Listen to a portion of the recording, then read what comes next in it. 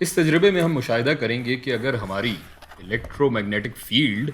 ہمارے میگنیٹ یا مقناطیس کے اوپر اور نیچے دونوں جانب موجود ہو تو کیا ہوگا. ہم اپنی اس تار کو جس میں سے کرنٹ گزرے گا اس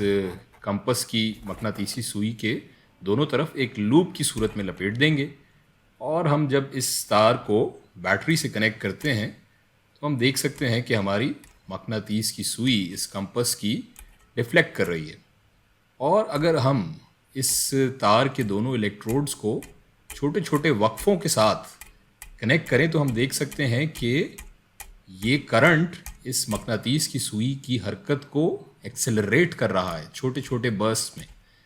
اور یہی اب اگر ہم اپنی پولیرٹی ریورس کریں الیکٹروڈز کی تو ہم دیکھ سکتے ہیں کہ اس کا نتیجہ بھی اسی طرح نکل رہا ہے. اگر ہم چھوٹے چھوٹے وقفوں سے اس کو کنیکٹ کریں الیکٹروڈز کو بیٹری سے تو مقناطیس کی سوئی کو یہ تیزی سے ایکسلریٹ کر رہا ہے اس کی حرکت اور اس کی موشن کو.